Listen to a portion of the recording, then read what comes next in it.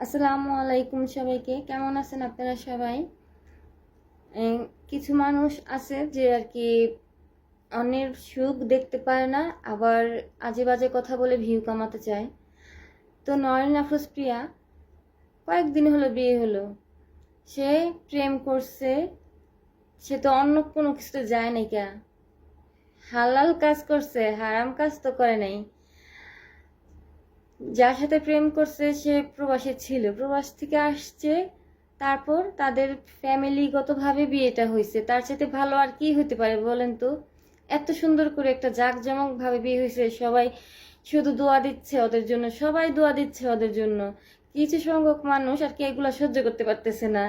ওদের পাস্ট কে আছে, ওর হাজবেন্ডের পাস্ট কে আছে, তারপরে ওর পাস্ট কে আছে, এগুলো সব কি করে এখন আর কি কমেন্টে করে দিয়ে দেয়। মেয়েটার বয়স কিন্তু তেমন বেশি না, মেয়েটাও খুব আর কি খুব পরিশ্রমী করে এই বিজনেসে পা রাখছে, মেয়েটা সাকসেসফুল। হুম। আর একদিকে ছেলেটাও যার সাথে প্রেম করছে সে প্রবাসে, ছেলেও তার পারিবারিকভাবে এত সুন্দর করে বিয়েটা হয়েছে যে দুই ফ্যামিলি নিয়ে বিয়ে করছে। মেয়েটা তো অন্য কোনো কিছু করে নাই। যারা নাকি খারাপ কাজ করে তাদের যে বলেন আপনারা, সবাই পাস্ট থাকতেই পারে।